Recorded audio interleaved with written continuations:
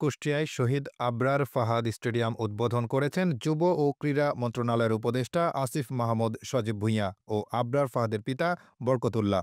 আজ বৃহস্পতিবার দুপুর 12:30টায় কুষ্টিয়া জেলা স্টেডিয়ামে এসে আনুষ্ঠানিকভাবে শহীদ আবরার ফাহাদ স্টেডিয়ামের উদ্বোধন করেন তারা। এ সময় যুব ও ক্রীড়া মন্ত্রণালয়ের উপদেষ্টা আসিফ মাহমুদ সজীব ভুঁইয়া বলেন, আবরার ফাহাদ শুধু একটি নাম নয়, আবরার ফাহাদ হচ্ছেন আগ্রাসন বিরোধী সংগ্রামের চেতনা। তাকে আজীবন স্মরণ করতে কুষ্টিয়া স্টেডিয়াম তার নামে নামকরণ করা হয়েছে। এই স্টেডিয়ামকে আরও আধুনিকায়ন করা হবে।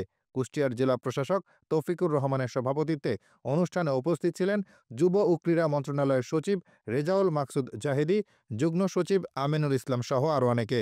এর আগে সকালে কুমারখালীর কয়া গ্রামে আবরার ফাহাদের কবর জিয়ারত করেন আসিফ মাহমুদ। পরে সেখানে আবরার ফাহাদের নামে নির্মিত মসজিদ সংস্কার কাজের উদ্বোধন করেন তিনি। ২০২২ সালের ১৩ জানুয়ারি প্রায় ৪০ কোটি টাকা ব্যয়ে এই স্টেডিয়ামের নির্মাণ কাজের উদ্বোধন করা হয়। ৫ আগস্টে আওয়ামী লীগ সরকার পতনের পর শেখ রাসেল নাম পরিবর্তন করে স্টেডিয়ামটি শহীদ আবরার ফাহাদের নামে নামকরণ করা হয়।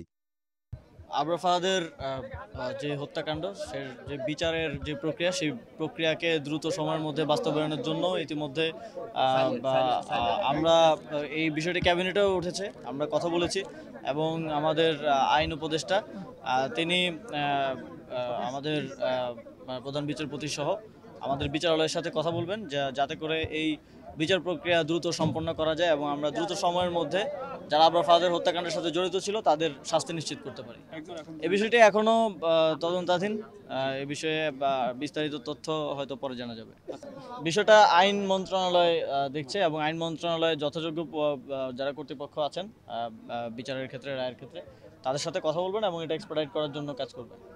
মাত্র গত মাসেই আমাদের তারুণ্যের উৎসব সারা দেশব্যাপী শেষ হলো। আমি নিশ্চিত কুষ্টিয়াতেও তারুণ্যের উৎসবকে কেন্দ্র করে বিভিন্ন ধরনের কর্মসূচি হয়েছে। কুষ্টিয়াতে আমরা এই স্টেডিয়ামটা আজকে উদ্বোধন করলাম। আমার প্রত্যাশা থাকবে যে কুষ্টিয়াবাসী এটার যথাযোগ্য ব্যবহার নিশ্চিত করবে এবং খেলাধুলার সাথে জড়িত যারা আছে, জেলা ক্রীড়া সংস্থা, জেলা প্রশাসন সহ সবাই খেলাধুলাকে প্রমোট করবে, প্রণোদনা দিবে যাতে করে অংশগ্রহণমূলক এবং যথেষ্ট অংশগ্রহণের মাধ্যমে এখানকার খেলাধুলার উন্নতি ঘটায় এবং এখান থেকে আমরা জাতীয় পর্যায়ে অংশগ্রহণ করার মতো খেলোয়াড় পাই। দেখুন, এটা একটা ট্রানজিশন পিরিয়ড। পৃথিবীতে কোনো দেশেই বিপ্লবোত্তর পরিস্থিতি খুব যে ভালো থাকে তা নয়।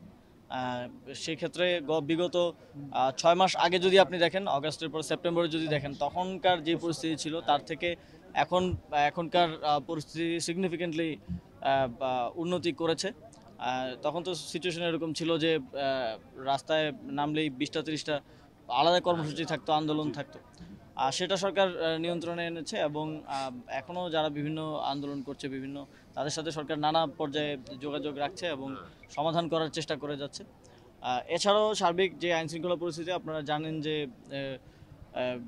হাসিনার সময়ে জুলাই আগস্ট গণ অভ্যুত্থানে কীভাবে আইনশৃঙ্খলা বাহিনীকে জনগণের বিরুদ্ধে লেলিয়ে দেওয়া হয়েছিল, যে কারণে তাদের যেই মোরাল নৈতিক অবস্থান সেটার কারণে তারা সঠিকভাবে দায়িত্ব পালন করতে পারছে না। আমরা আইনশৃঙ্খলা বাহিনীকে আরও জনবান্ধব করে তোলার জন্য নতুন করে ট্রেন করা এবং নতুন সদস্য অন্তর্ভুক্ত করা, ইতিমধ্যেই 5,000-এর অধিক ট্রেনিংয়ে গেছেন, আরও প্রক্রিয়াধীন আছে।